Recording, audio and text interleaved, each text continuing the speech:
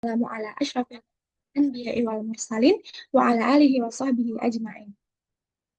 Oke, sebelum masuk ke pemaparan pembahasan kita pada siang hari ini, insya Allah kita akan membahas tentang langkah analisis kesalahan.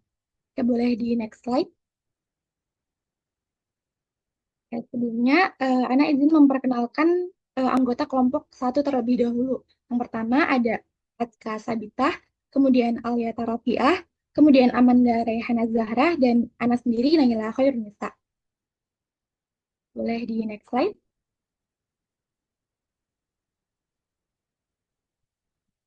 Oke, selanjutnya adalah materi atau subbab yang akan kita bahas pada siang hari ini. Yang pertama ada kesalahan dan pengajaran bahasa, kemudian langkah-langkah analisis kesalahan berbahasa. Boleh di next slide. Oke, selanjutnya masuk ke pembahasan.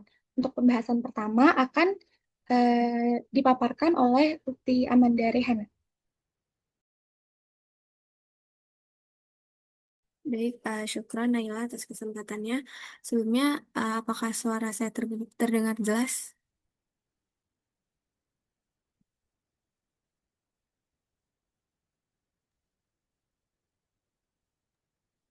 Terdengar Amanda. Oke. Baik, terima kasih. Lanjut ke pembahasan yang pertama yaitu kesalahan dan pengajaran bahasa. Jadi dalam kesalahan dan pengajaran bahasa ini ada 3 subbab lagi yang perlu kita bahas. Yang pertama ada analisis kesalahan berbahasa, lalu yang kedua ada sebab dan sumber kesalahan, dan yang ketiga ada tujuan dan fungsi analisis kesalahan berbahasa. Boleh next slide. Baik, pembahasan yang pertama ini dari analisis kesalahan berbahasa.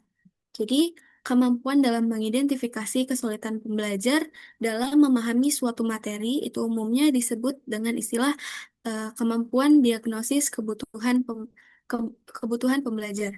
Dalam ilmu linguistik, pendekatan tersebut itu lebih dikenal dengan istilah analisis kesalahan berbahasa, yang merupakan salah satu pendekatan dalam linguistik terapan. Fokus dari pendekatan ini adalah untuk mengidentifikasi kesalahan-kesalahan yang dialami oleh pembelajar dan mengembangkan strategi untuk mengurangi potensi terjadinya kesalahan tersebut.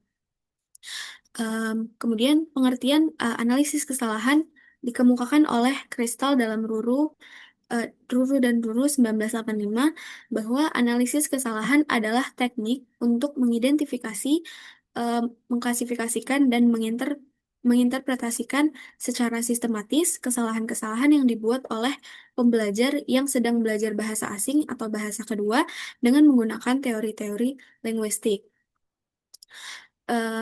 Namun menurut Tarigan 1997, jika berbicara mengenai analisis kesalahan berbahasa ini, maka terdapat 2 istilah yang saling berkaitan dan biasanya itu sulit untuk dibedakan, yaitu ada kesalahan atau error, dan yang kedua ada kekeliruan atau mistake. Kita lihat pengertian kesalahan.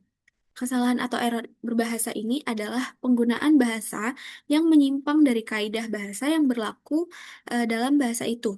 Sementara kekeliruan adalah penggunaan bahasa yang menyimpang dari bahasa yang berlaku dalam bahasa itu namun tidak dipandang sebagai suatu pelanggaran berbahasa. Kekeliruan itu biasanya cenderung diabaikan dalam analisis kesalahan berbahasa karena sifatnya ini sementara, individual, tidak sistematis, dan juga tidak permanen. Atau kita bisa lihat simpelnya itu dari pendapat Corder yang membedakan keduanya secara jelas, yaitu bahwa kesalahan atau error adalah penyimpangan bahasa secara sistematis atau konsisten. Sedangkan kekeliruan atau mistake adalah penyimpangan bahasa yang dilakukan secara tidak sengaja. Dalam pengucapan, kekeliruan lazim disebut dengan salah ucap atau lapse. Boleh di next slide. Nah, setelah analisis kesalahan berbahasa, juga terdapat sebab dan sumber kesalahan berbahasa. Eh, ada banyak hal yang bisa menimbulkan kesalahan berbahasa. Di antaranya itu ada 3. Yang pertama ada pengaruh bahasa pertama. Jadi maksudnya pengaruh bahasa pertama ini adalah eh, pada proses pembelajaran bahasa kedua atau bahasa asing itu tidak terlepas dari pengaruh bahasa pertama yang telah lebih dulu dipelajari atau dikuasai oleh pembelajar, yang mana hal itu disebut atau lebih dikenal dengan istilah transfer. Nah, transfer ini bisa bersifat positif sehingga menjadi faktor pendukung dan bisa pula bersifat negatif atau lebih dikenal dengan istilah interferensi sehingga menjadi faktor penghambat dalam proses ini. Interferensi ini bisa terjadi pada berbagai unsur bahasa. Sebagai contohnya adalah kalimat ana as'alu ilaika yang sering diucapkan para pelajar Indonesia adalah satu bentuk kesalahan interferensi dari segi kosakata karena adanya penerjemahan harfiah terhadap kalimat aku bertanya kepadamu dengan menambahkan kata ila yang biasa diartikan itu ke atau kepada. Namun kalimat yang benar dalam bahasa Arabnya untuk kalimat aku bertanya kepadamu itu adalah ana as'aluka tanpa penambahan kata ilah. Kemudian yang kedua ada faktor internal bahasa target. Kesalahan dalam mempelajari bahasa kedua atau bahasa asing itu tidak hanya disebabkan oleh pengaruh sistem bahasa target itu sendiri. Afwan, maksudnya tidak hanya disebabkan oleh pengaruh bahasa pertama atau interferensi tadi. Tapi juga karena adanya em, apa ya kesulitan atau kerumitan ataupun kompleksitas sistem bahasa target itu sendiri. Nah, penelitian menunjukkan bahwa justru faktor internal dari bahasa target itu lebih banyak menjadi sumber kesalahan. Bahasa pertama yang sering dianggap lebih banyak menjadi sumber kesalahan eh, atau lebih banyak menjadi penyebab utama, ternyata hanya menyumbang sekitar 33% dari kesalahan. Selebihnya itu berasal dari kesulitan bahasa kedua itu sendiri. Contohnya dalam bahasa Arab. Bahasa ini itu, bahasa Arab ini tuh apa ya, memiliki banyak aturan yang sulit, yang rumit gitu. Sehingga bahasa Arab ini sulit untuk dikuasai. Bahkan penutur asli Arab pun masih sering kesulitan dan melakukan kesalahan, meskipun mereka sudah dewasa gitu. Jadi gak heran juga kalau banyak em, buku tata bahasa Arab yang disusun secara mendetail, eh, karena bukan hanya untuk orang asing yang belajar bahasa bahasa Arab, tetapi juga untuk orang Arab itu sendiri gitu. Selanjutnya ada sistem pengajaran yang akan dilanjutkan oleh rekan saya yaitu Alia.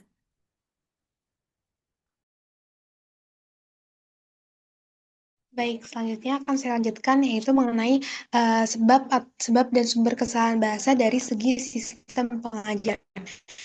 Dan di sini ada utama yang menjadi hal yang perlu diperhatikan gitu. Yang pertama ada model gitu. Jadi untuk bisa berbahasa untuk bisa berbahasa dengan baik, pembelajar baik dari pengajar maupun pembelajar itu butuh contoh model bahasa yang baik juga. Jadi secara model gitu ya, baik dari proses gurunya menyampaikan pembelajaran, baik dari buku gitu ya, dan juga mungkin pengaruh-pengaruh terhadap pengaruh-pengaruh em, pengaruh-pengaruh model pembelajaran terhadap kualitas kualitas siswa yang tersebut gitu, dan buku-buku yang dipakai itu juga bisa disusun disusun dengan tepat gitu, dengan tepat agar tidak muncul kekeliruan dalam hal kosakata, dalam gaya bahasa dan sebagainya gitu. Jadi itu faktor pertama. Lalu yang kedua ada faktor dari metode gitu. Jadi kesalahan bahasa itu bisa muncul karena metode pengajarnya itu yang dipakai itu kurang efektif gitu. Jadi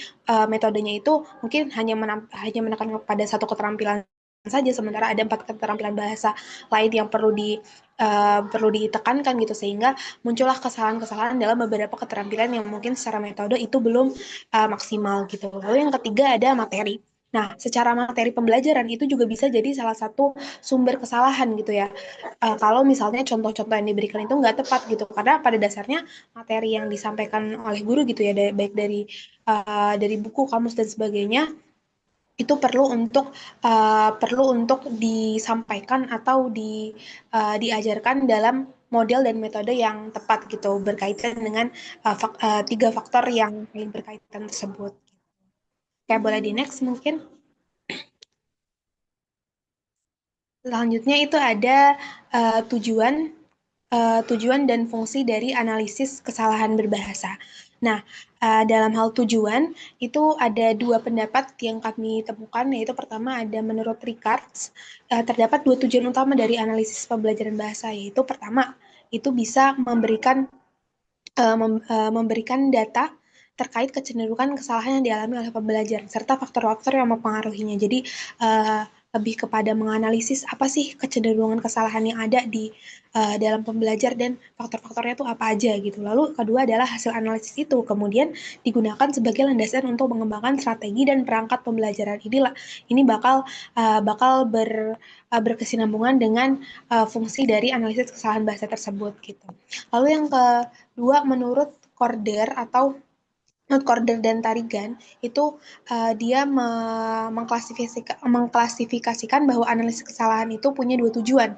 Ada pertama tujuan teoritis dan tujuan praktis. Nah, tujuan teoritis tujuan teoritis itu tujuan yang um, adanya usaha untuk bisa memahami proses-proses pembelajaran gitu. Jadi secara teori gitu. Lalu kalau tujuan praktis itu biasanya analisis itu dari kesalahan berbahasa yang ngebantu pengajar itu bisa secara proses pembelajaran itu bisa melalui beberapa pendekatan gitu. Jadi lebih kepada praktek yang digunakan dalam dalam apa namanya dalam pembelajaran itu seperti apa gitu. Oke, boleh next.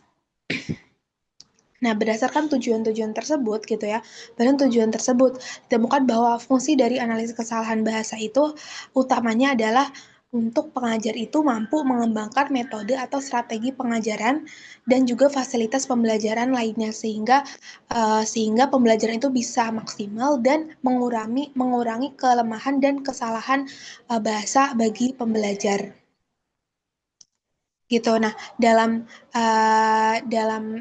dalam hal ini konteksnya seperti evaluasi gitu. Jadi analisis itu sebagai evaluasi yang mana dengan evaluasi tersebut hasil-hasilnya dapat dikembangkan secara metode fasilitas untuk mengembangkan metode fasilitas dan juga proses pengajaran yang mana ini lebih menekankan kepada pengajar itu sendiri seperti itu. Oke, mungkin itu untuk penjelasan terkait tujuan dan fungsi analisis kesalahan. Selanjutnya dikembalikan ke moderator. Oke, terima kasih Alia atas pemaparan materinya. Untuk materi selanjutnya akan dijelaskan oleh Ukti SK Sabita. Baik, terima kasih Tinaila. Selanjutnya, Ana akan menjelaskan terkait dengan langkah-langkah analisis kesalahan berbahasa secara umum. Jadi yang pertama adalah, langkah pertama adalah pengumpulan data. Nah, pada tahap ini, pengumpulan data itu bisa mencakup beberapa hal. Yang pertama ada menentukan luas sampel, kemudian menentukan bentuk sampelnya, bisa lisan ataupun tertulis, kemudian menentukan apakah sampel tersebut homogen atau tidak, yang berkaitan dengan usia pembelajar atau latar belakang bahasa pertamanya, atau tahap perkembangan dan lain-lain. Kemudian yang kedua, Burhan Nurdiantoro itu juga menambahkan bahwa data yang dianalisis itu harus bersifat pragmatik. Jadi, hasil kerja pembelajar yang menuntut mereka untuk menghasilkan urutan bahasa sekaligus mengaitkannya dengan unsur pikiran. Nah, data pragmatik itu dapat dipercaya dalam memperoleh gambaran mengenai kemampuan pembelajar menggunakan bahasa sesuai fungsi komunikatifnya secara faktual. Nah, jadi hal ini tuh berarti bahwa data yang digunakan dalam analisis kesalahan itu bukanlah tugas atau teks yang komponen bahasanya itu hanya menguji kemampuan kognitif pembelajar tentang unsur bahasa target. Contohnya itu kayak kosakata, tata bahasa, bunyi, seperti itu yang menguji kemampuan kognitif. Melainkan tes atau tugas kemampuannya itu yang berbahasa, contohnya mendengar, berbicara, membaca, atau menulis. Atau bisa juga terjemah. Nah, eh, yang mana aktivitas ini menuntut pembelajar untuk menggunakan unsur-unsur bahasa tersebut dalam komunikasi yang nyata. Selanjutnya, pengumpulan data ini bisa dilakukan melalui ulangan harian atau tes yang sengaja direncanakan untuk keperluan analisis. Jadi, dalam langkah mengumpulkan data ini, ya ada 3 hal yang perlu kita perhatikan. Yang pertama itu tadi menentukan siapa yang mau dijadikan sampel. Contohnya, siswa kelas 8, seperti itu. Kemudian tentukan apakah data yang diambil itu berupa tulisan atau lisan. Kemudian yang ketiga, pastikan data yang diambil itu dari penggunaan bahasa nyata. Karena tadi data yang dianalisis itu harus bersifat pragmatik. Jadi bukan sekadar kayak tes kosakata atau tata bahasa aja. Nah, sebagai contohnya, kita mau mengumpulkan data dari siswa gitu ya. Nah, data ini kita ambil dari bisa ulangan, tugas, atau tes yang mana memang dirancang untuk melihat kemampuan mereka menggunakan bahasa dalam konteks yang nyata. Nah, yang penting data tersebut itu bukan sekedar kayak soal pilihan ganda, karena tadi soal pilihan ganda itu biasanya digunakan untuk yang mengetes kemampuan kognitif gitu. Tapi memang tugas yang mendorong siswa itu untuk menulis atau berbicara gitu. Misalnya, kalau dalam data yang diambil itu misalnya mau tulisan gitu, kita bisa menugaskan menulis cerita pendek atau misalnya berupa lisan berarti merekam percakapan seperti itu. Jadi intinya data itu harus menunjukkan bagaimana siswa benar-benar menggunakan bahasa itu dalam konteks komunikasi. Nah, langkah yang kedua adalah kita melakukan identifikasi kesalahan. Jadi kita mencatat setiap kesalahan yang muncul dalam data. Nah, em, dalam hal ini kita itu membutuhkan penguasaan yang tinggi dari pihak peneliti terhadap bahasa target, juga kepekaan dan kecermatan untuk mengenali bentuk yang salah. Karena kalau misalnya enggak, sangat memungkinkan banyak kesalahan yang terlewat sehingga analisisnya menjadi tidak maksimal.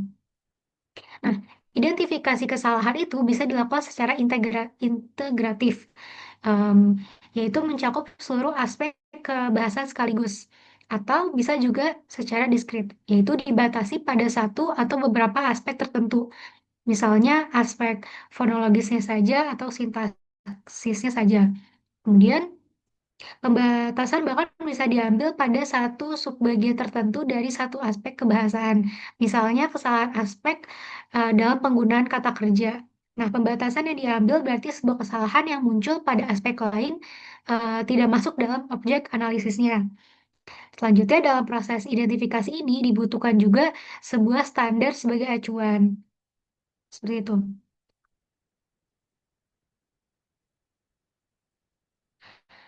Nah, kalau di identifikasi kesalahan ini, jadi em, tahapan yang harus kita perhatikan itu yang pertama kita itu benar-benar harus teliti dan em, peka gitu ya untuk melihat bagaimana yang salah. Kemudian kita bisa fokus ke seluruh aspek bahasa seperti tata bahasanya, ejaannya, struktur kalimatnya, atau kita juga bisa hanya fokus pada satu bagian saja. Misalnya kita hanya melihat pada kalau yang dicontohin itu penggunaan kata kerja. Nah, kita juga bisa menggunakan, nggak, kita harus menggunakan standar yang jelas. Contohnya, kalau dalam bahasa Indonesia itu aturan baku bahasa Indonesia atau standar dari penutur aslinya. Nah, kalau misalnya contohnya gitu ya, tadi kita ambil, kita mau objeknya itu ngumpulin data dari siswa. Nah, kita di sini bisa, kita harus teliti dan jeli gitu ya, melihat bagian mana dari tulisan atau ucapan siswa tadi itu yang nggak sesuai dengan kaidah bahasa yang benar gitu. Nah, kita juga bisa milih mau menganalisis dari semua aspek atau kita mau menganalisisnya fokus pada pada satu aspek saja gitu. Nah, kemudian kita juga harus menggunakan standar yang jelas seperti acuan dari penutur asli gitu. Nah, kemudian langkah yang ketiga adalah kita melakukan deskripsi kesalahan. Jadi deskripsi kesalahan itu adalah proses menganalisis kesalahan bahasa yang sudah ditemukan. Jadi kita menjelaskan bagaimana bentuk kesalahan itu bisa terjadi. Jadi langkah ini tuh juga bisa melibatkan pemulihan ulang kalimat yang benar dengan menunjukkan bentuk yang tepat. Pemulihan ulang ini didasarkan pada pemahaman tentang maksud yang ingin disampaikan oleh pembelajar. Jadi kebenaran hasilnya bergantung pada akurasi pemahaman tersebut. Nah, pemahaman yang benar atau yang disebut dengan interpretasi otoritatif itu bisa didapatkan dengan bertanya langsung em, sumber sumber data tentang maksud yang ingin disampaikan dalam bahasa utamanya.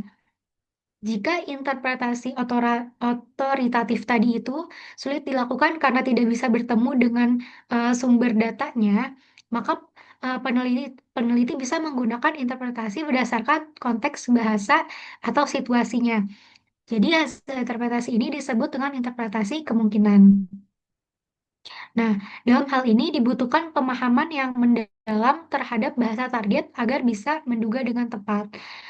Nah, masalah yang muncul adalah ketika maksud pembelajar itu tidak bisa diketahui. Bahkan kadang apa yang terbaca baik dalam tulisan atau mungkin yang terdengar itu tidak selalu menunjukkan makna yang benar.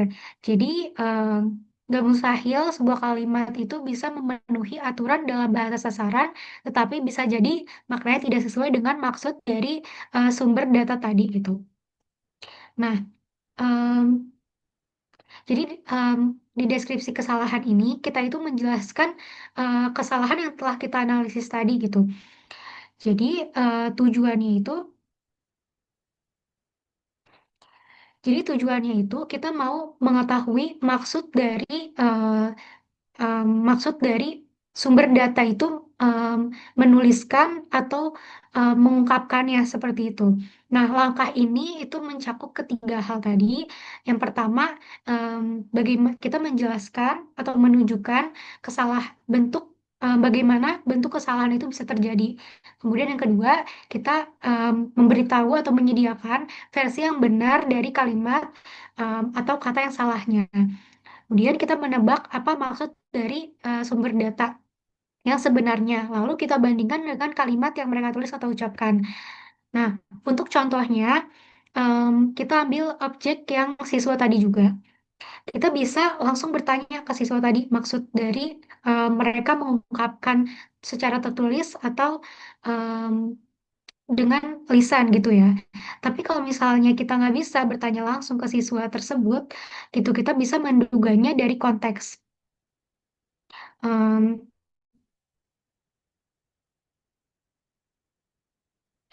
jadi intinya dalam langkah ini kita itu ingin menjelaskan bentuk kesalahannya, lalu memperbaikinya sesuai maksud dari sumber data. Untuk poin langkah-langkah analisis kesalahan berbahasa akan dilanjutkan oleh rekan saya Naila. Kepada Ukti Naila, dipersilakan. Oke, terima kasih Azka.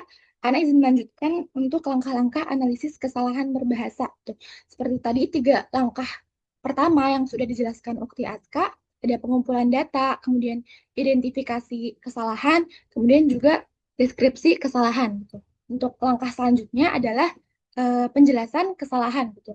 Berbeda dengan deskripsi kesalahan tadi, yang mana sifatnya itu linguistik. Jadi tujuannya untuk menganalisis bentuk kesalahannya gitu. Sedangkan si penjelasan kesalahan ini, dia sifatnya itu psikolinguistik gitu. Tujuannya untuk mengenali penyebab dan sumber kesalahannya gitu.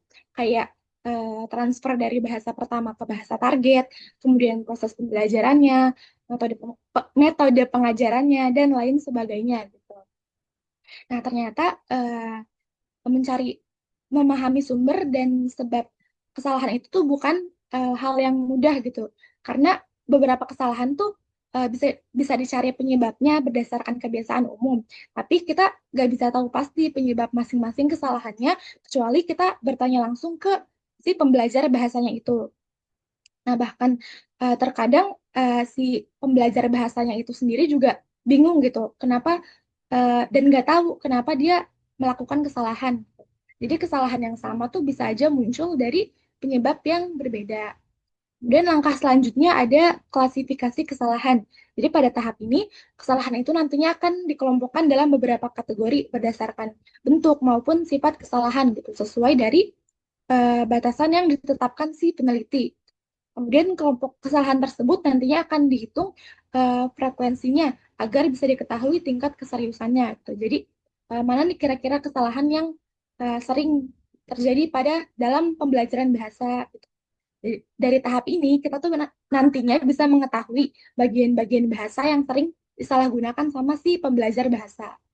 Kemudian langkah terakhir adalah evaluasi kesalahan. Di tahap terakhir ini nantinya hasil analisis akan dinilai untuk diberikan saran serta perbaikan pembelajaran gitu. Dengan demikian, si analisis kesalahan ini diharapkan bisa memberikan manfaat untuk meningkatkan kualitas pembelajaran berbahasa. Boleh di next slide?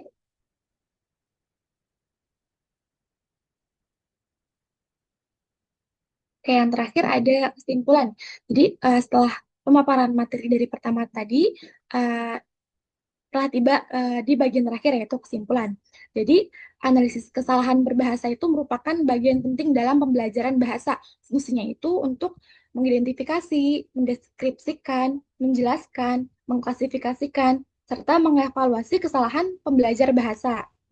Dan kesalahan sendiri itu dapat dibedakan dari kekeliruan dan dapat bersumber dari pengaruh bahasa pertama, kerumitan bahasa target, maupun sistem pengajaran, yakni model, metode, dan juga materi.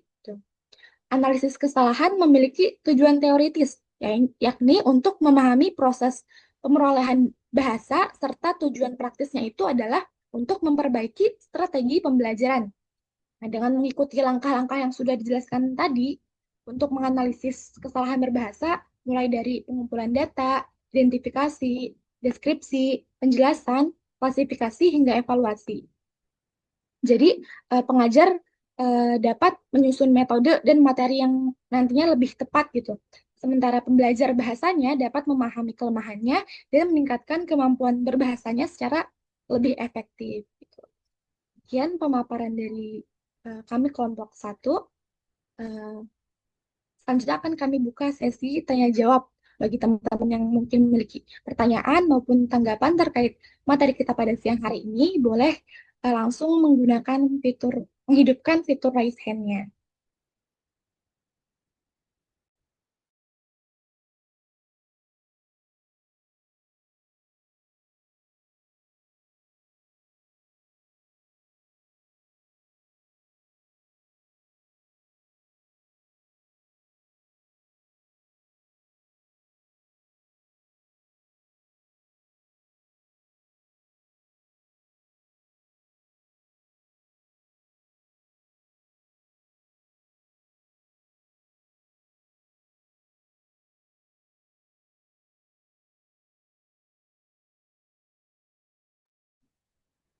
Ayo, yang lain ada yang mau ditanyakan atau didiskusikan?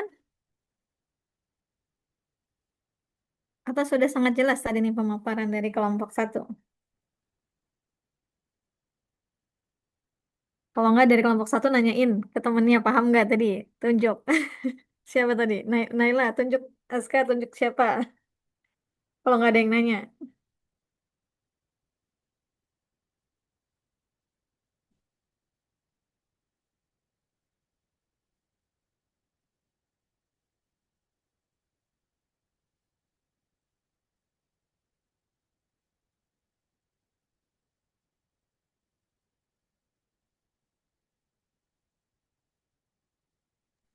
Saya dari teman-teman yang masih bingung sama penjelasan kita mungkin yang kurang lengkap, atau teman-teman punya tanggapan terkait materi yang Iya, udah kita jelasin atau gitu, menambahkan boleh ya. yang Menambah. menambahkan.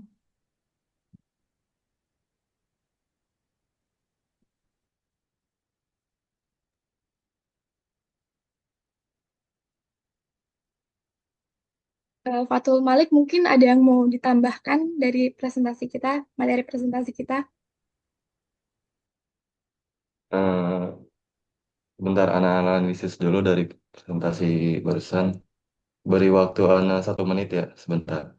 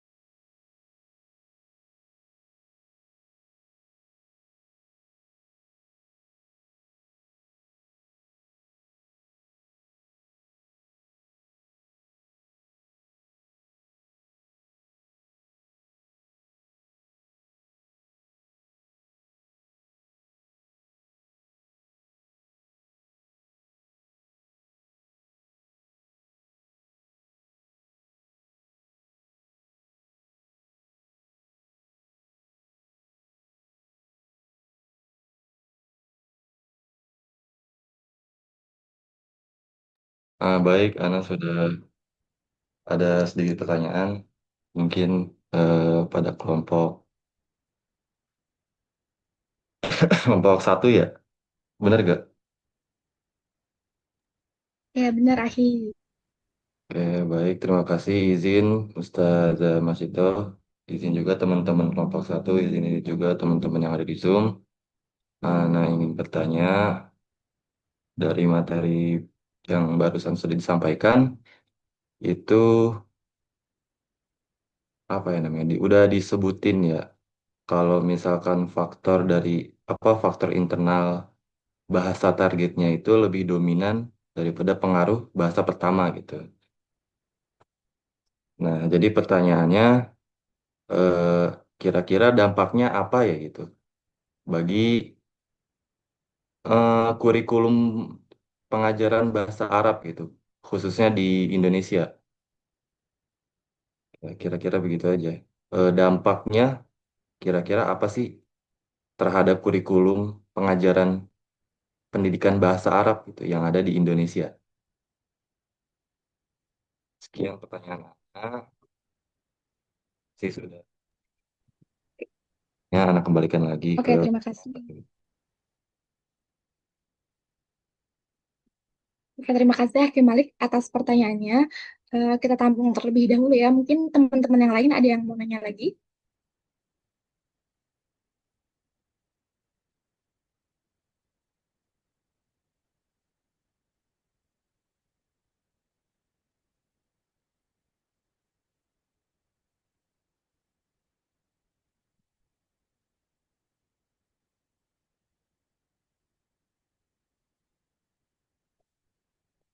Si Nabila atau Akhil Farid mungkin ada pertanyaan. Oke, boleh dipersilakan kepada si Nabila. Oke, syukran kesempatannya kelompok satu. Jadi tadi di yang bagian sumber sumber kesalahan bahasa itu tadi salah satunya adalah dari bahasa sumber ke bahasa target. Contohnya tadi kan ada ana as'alu ilaika gitu kan ya kan. Kalau di bahasa Indonesia kan kita emang mengartikannya itu aku bertanya kepadamu, padahal dalam susunan bahasa Arab itu kan aslinya tuh ana as'aluka gitu, tidak nggak pakai kata-kata ilah. Kata-kata ilah itu tuh apa ya, merupakan kebiasaan kita di bahasa Indonesia langsung kita terjemahin ke bahasa Arab itu menjadi ilah gitu, kepada gitu kan. Nah, terus tadi di salah satu penyebab kesalahannya ini tuh, salah satunya tuh tadi kan ada kesalahannya itu kesalahan dari pengajarnya atau kesalahan dari buku materinya. Nah, gimana caranya kita bisa menganalisis apa kalimat tersebut salah atau menganalisis suatu kesalahan kalau misalnya dari pengajarnya atau dari bukunya itu salah gitu. Jadi gimana cara kita mengetahui kalau itu salah gitu? Apa itu salah atau benar? Apakah bisa dipahami? Oke, bisa dipahami, Ukti Nabila. Syukran. Dari teman-teman yang lain, ada yang ingin bertanya lagi? Atau sudah kita cukupkan 2 pertanyaan?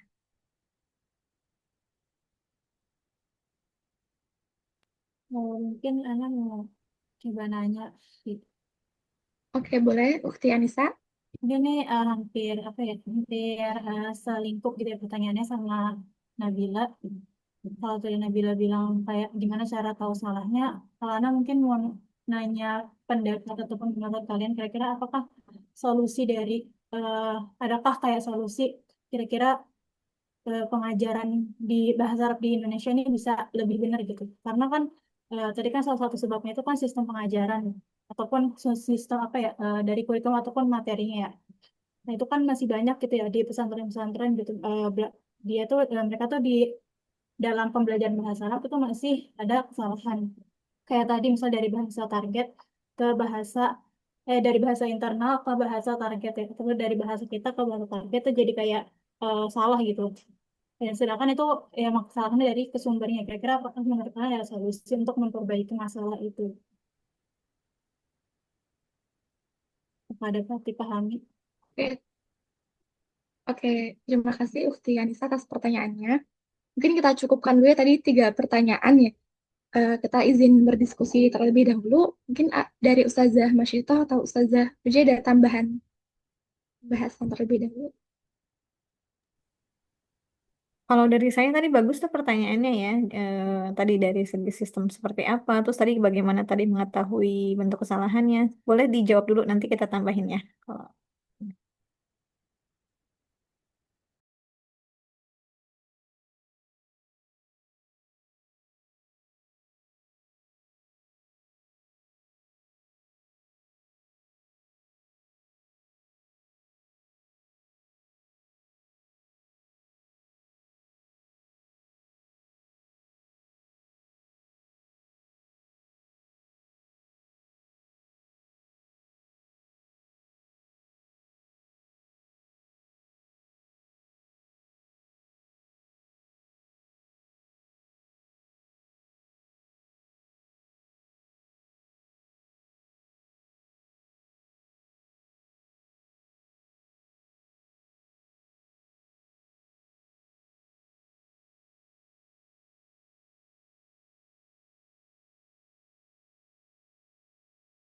Itu eh, itu bisa menjadi lebih terbiasa dan percaya diri dalam penggunaan bahasa Arab, apalagi di kehidupan sehari-hari ataupun dalam konteks akademik.